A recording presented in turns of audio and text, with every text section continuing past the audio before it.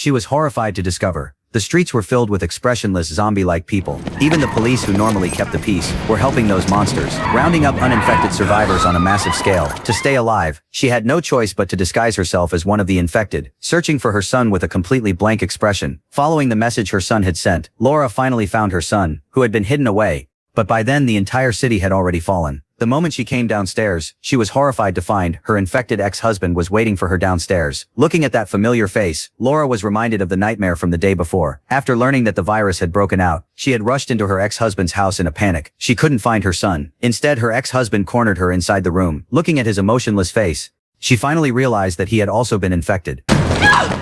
No! No! No! No!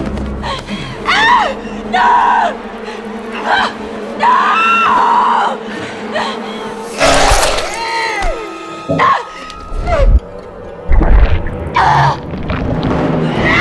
After breaking free, Laura ran outside in panic, but her ex-husband wasn't worried at all, because in his eyes, Laura would eventually become one of them. To the infected, humans were not the enemy, they were companions waiting to be saved.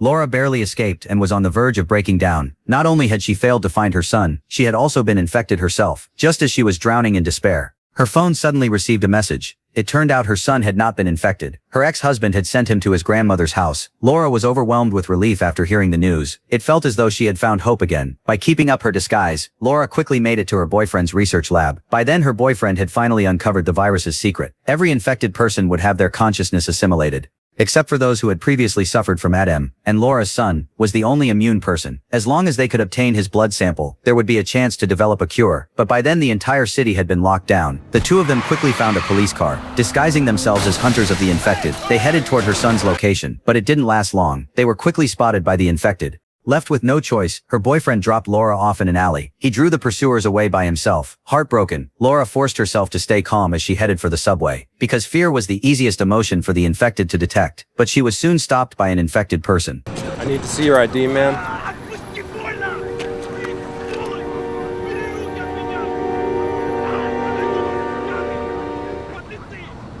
Never mind. Good evening, ma'am.